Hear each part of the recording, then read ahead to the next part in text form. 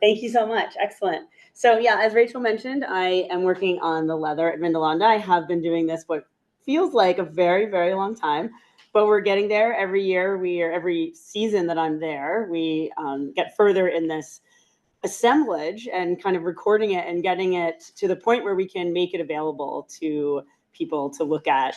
You can always come to me though, if there's anyone in this room that's thinking, I really want to see something leather. Actually, you go to Barbara, but if you want to know more about what's going on in that assemblage, we're very happy to share. We collaborate with a lot of different people. There's so much to do with the leather. And I'm only talking right now about a little tiny piece of it. Since this is the Roman Finds group, I thought I would show you some interesting things that aren't always as obvious, that we would have these sort of things. I find that with a lot of the Vindolanda assemblages, you hear about the really famous bits, you hear about the really famous tablets and the really famous shoes, but not sometimes some of the stuff that I find really cool, that doesn't maybe grab everyone, but I'm gonna make it grab you and be interesting for you. So let's start with just a little rundown, because this does keep changing. In fact, I had to change this. I pulled this slide from a presentation I'd given about a year and a half ago, and I did actually have to change these numbers on here. So I want to give you a little understanding of what the leather assemblage does in fact look like at this point in time, and then I'm going to go into a few of the more unusual things and some of the recent finds that we've had. So it is the largest assemblage of Roman leather from anywhere in the empire, as far as I can see. There are quite a few pieces of leather, certainly shoes and whatnot, down in London. It's a little more spread out, of course. The nature of the site is very different. But I think that we are still sort of coming up on the top with nearly 8,000 leather small find numbers in the site database at this point. They're pretty much all in. I just finished recording 2023. Those were the last records that I actually had to put in to get to that number. So we're somewhere just under 8,000, 7,000 something or other. So that's quite impressive when you think about it. And each one of those numbers oftentimes one number is just one single shoe, but often it can also be a pile of scrap that was found together. So you actually might have one number that has 3 tent panels that were found together, and they'll get ABC. Or you might have a bag of scrap that actually has hundreds of pieces of manufacturing offcuts in there as well. And so that's also very interesting. There's so many different questions that can be asked of the leather. So in a way, just saying the leather assemblage is sometimes a little, yeah, it's all leather, but there are so many different things in there.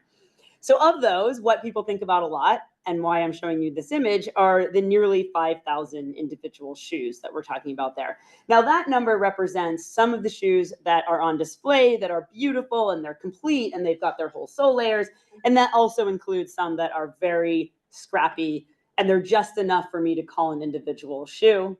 It also includes what I do in fact categorize as shoe scrap, which really isn't enough to say, okay, this, maybe there's a couple of different scraps of a shoe together. And that also includes, sometimes we find just shoe uppers only. So that 5,000 nearly includes all of that together. If we're just thinking about shoes, individual shoes that I have called a shoe, we're at nearly 4,000 for that.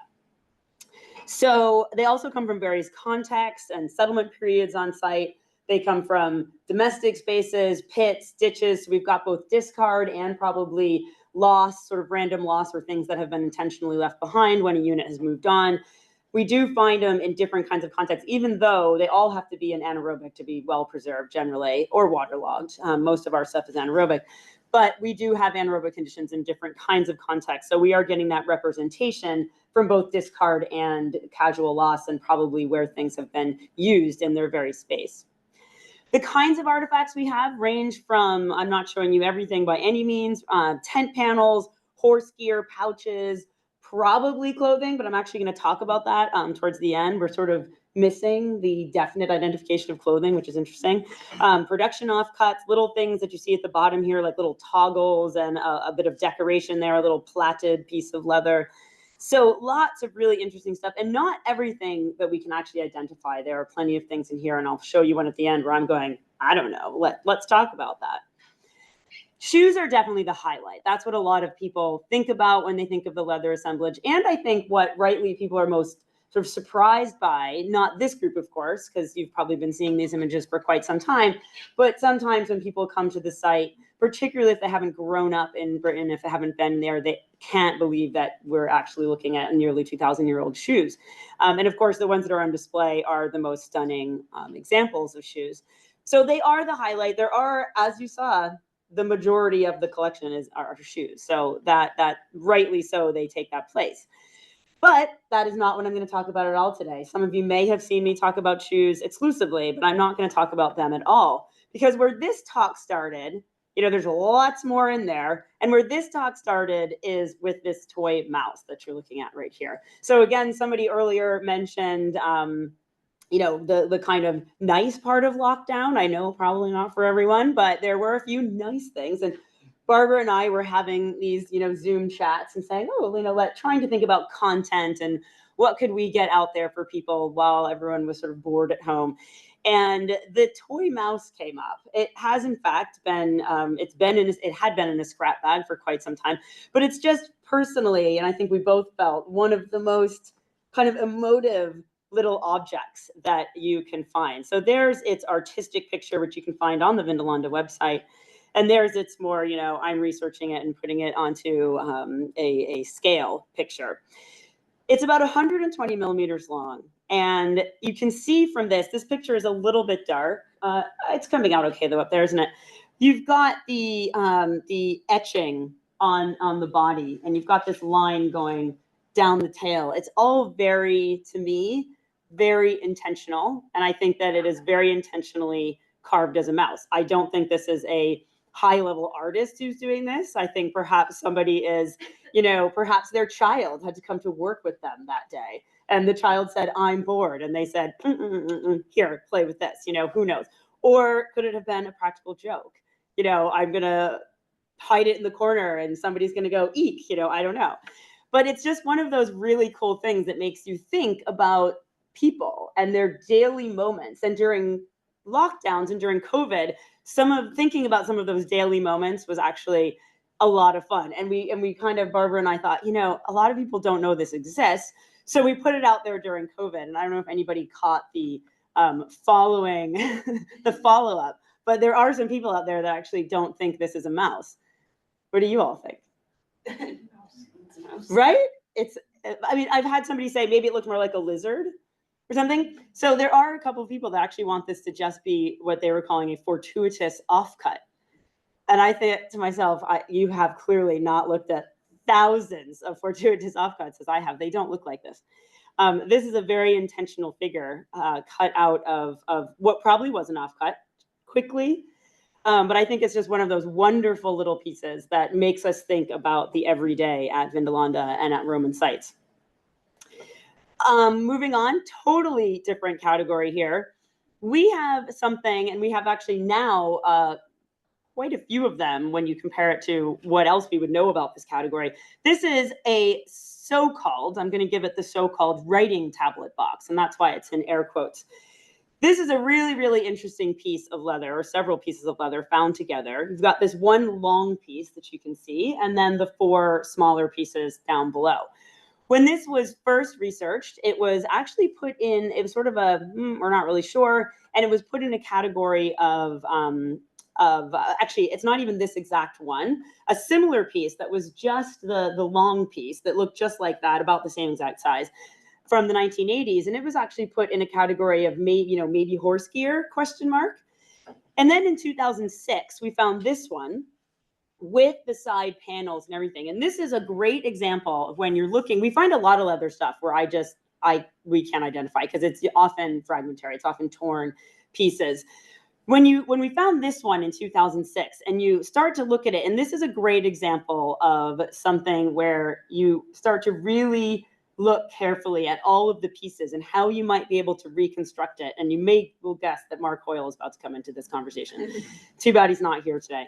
This was a great opportunity for us to do exactly what he was talking about yesterday, which was we piled a whole bunch of people onto an email and said, okay, we're reconstructing this thing. What do we need? What do the details need to be? So when you're looking at it flat, and that is Mark Hoyle's drawing right there on the left, but of course we're going to make a reconstruction because that's what Mark is so good at. So when you're looking at it flat, it doesn't really display. We don't have it on display because it really kind of looks like nothing on display. It looks like some flat leather with some interesting stitch marks. And in fact, I want everyone to take note of those stitch marks. Hopefully you can make them out. Probably that one's the best.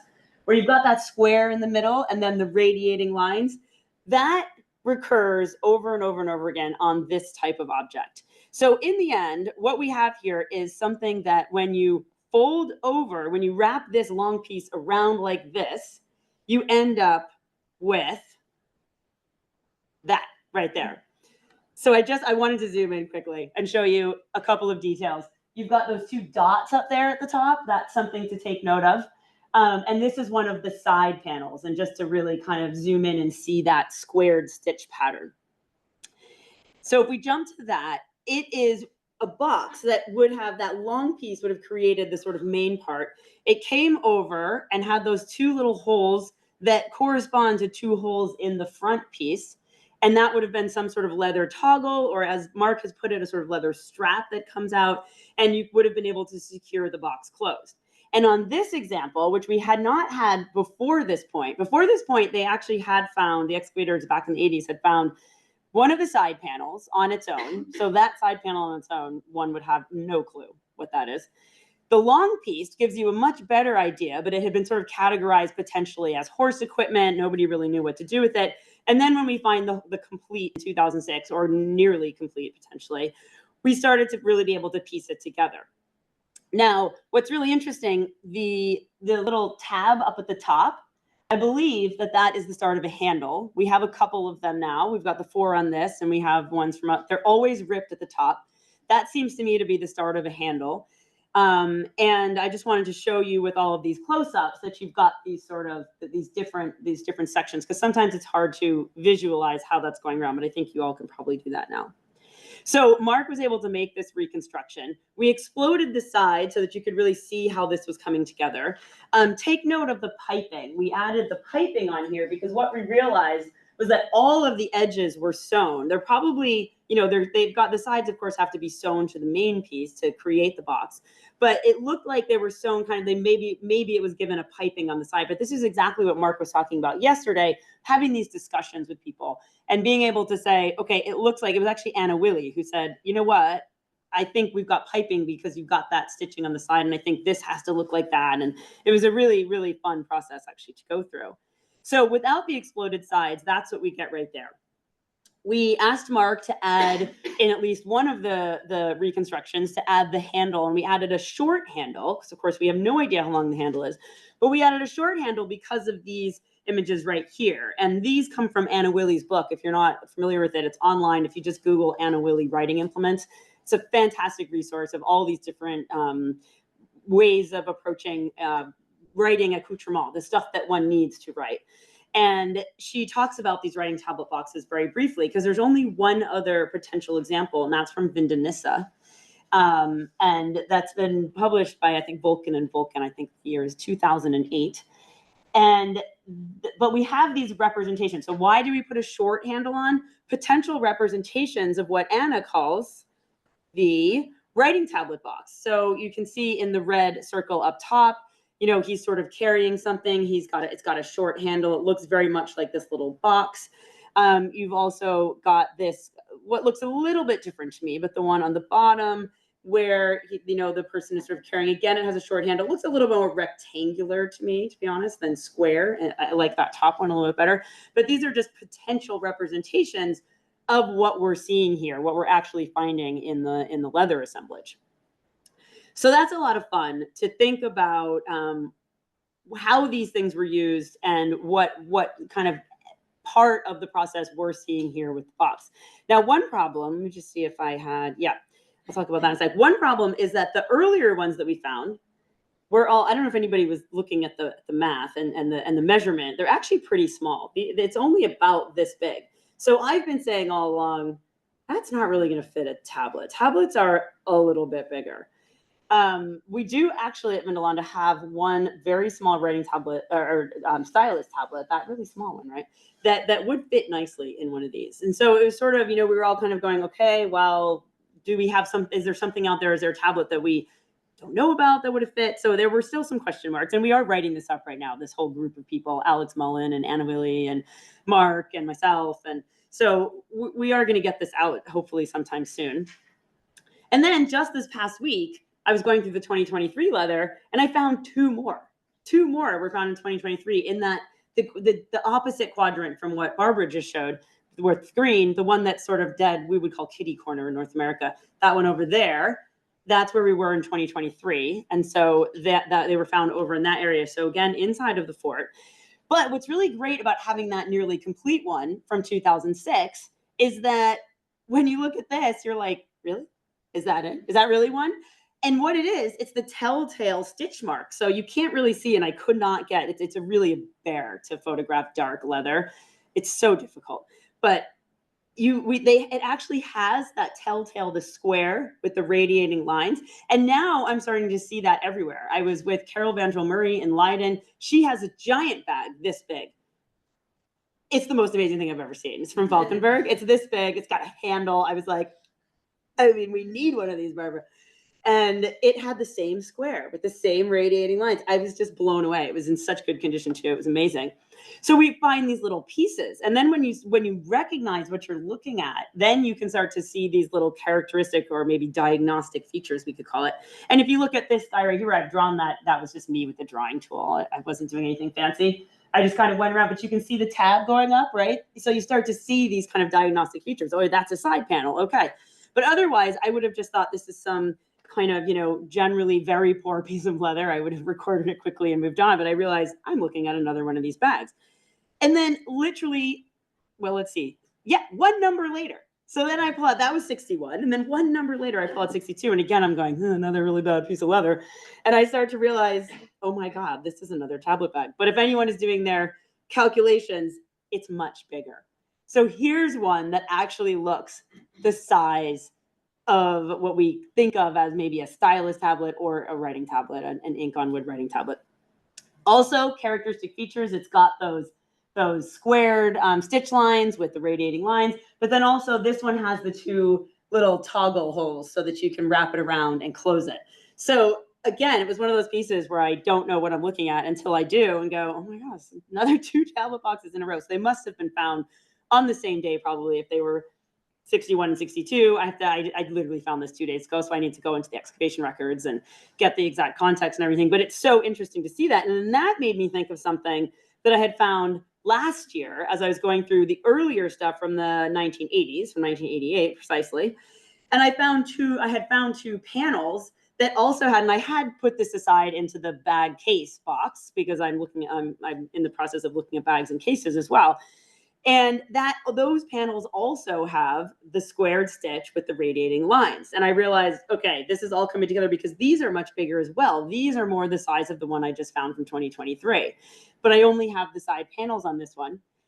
And they don't seem to have the tabs. So maybe it's a different kind, because in fact, the one from Vindolanda, and Anna Villi says in her book that none of the others that are actually archaeologically found have any indication of handles. So we might be the only ones that actually have the indication of handles, but we see those in the sculptural representation. So quite interesting. So we now have, if we count all of this together, we have about 6 or 7 of these things, pieces of, I should say.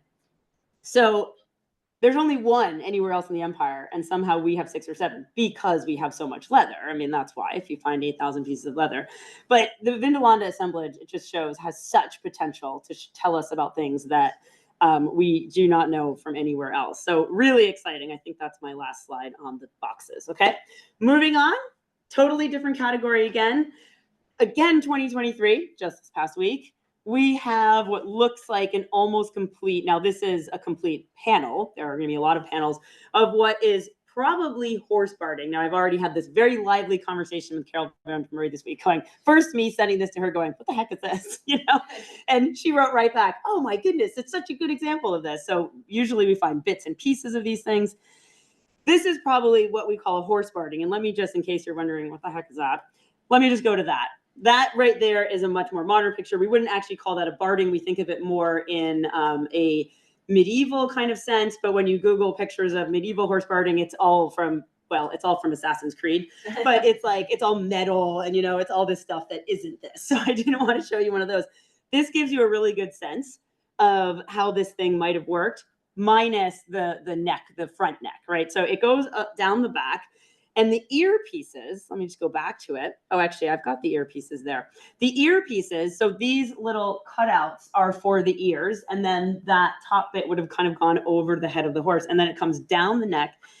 All of the edges, so let's go back to the full, all of the edges are sewn. And what that means, and they have different sort of stitching patterns. They've got, Carol has a nice handy layout of different kinds of stitching and what it means.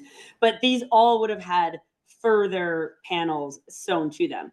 Because of course, this is quite thin. So my guess would be that this is either goat skin or sheep skin. And that means you can only get so large of a panel, right? A certain size. You cannot get a massive panel from a sheep. So you would need, for something the size of a horse, you would need to sew together many panels. So all of these had, you can see the stitching, particularly on the top there, in that one sort of lighter area. These all would have had panels connecting it. And I've got one panel that I think came off the back. There might have been another in between that I think has the hole for the tail, actually. I know, I can't guarantee that, but I really would like Carol to have a look at this. But this is potentially the most complete, if this is in fact what we are looking at here.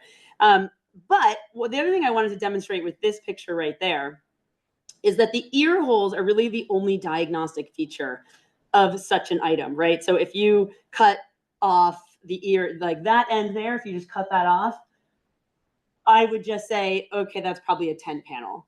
You know, we actually categorize all this as sheet leather. Carol and I talked about this rather in depth. And if you categorize all of this as sheet leather and you don't make a call what you think it is, because we often really cannot tell.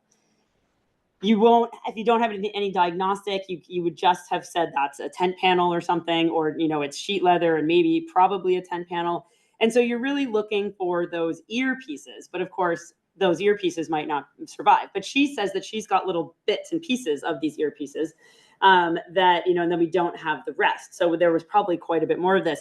This was found in a stable as well. So she was super excited this week when I said, oh yeah, this was found in a stable next to some, in a room that had a bunch of urine pits, or like a series of room with urine pits. And we've had that kind of setup, that architectural setup at Vindolanda before. So we're pretty certain, you know, full of horse gear and things like that. So we're pretty certain. Oh, and, you know, horse poo.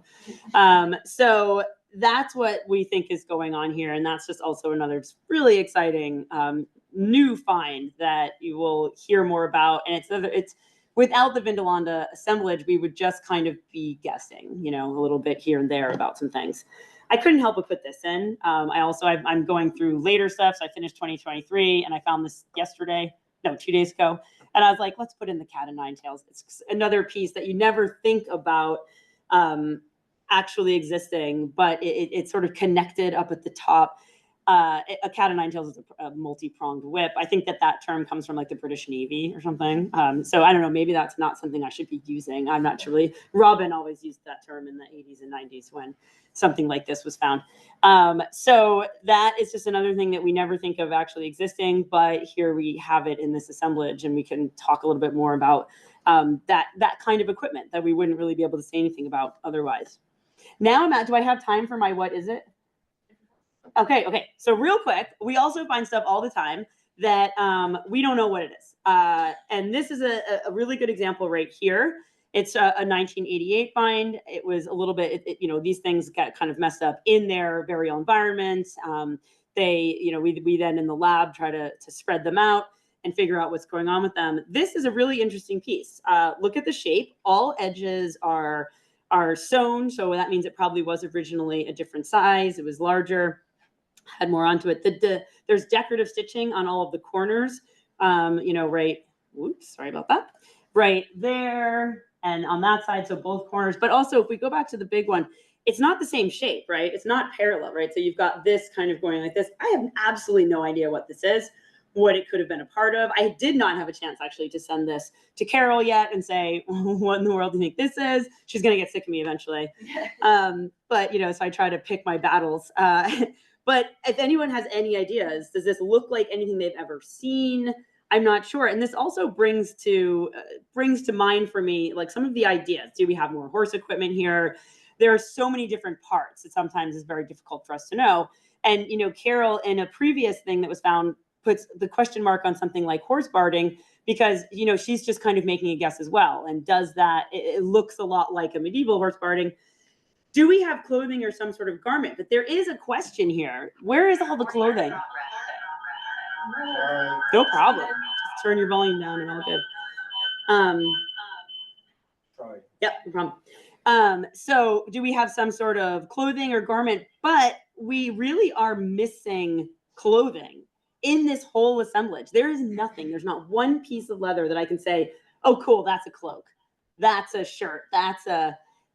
And that's really interesting to me that that out of all of this leather, so that either says to me that they were not making clothing out of leather, or that we just can't identify it, right? There's one thing. But then Barbara's been looking at the textiles recently.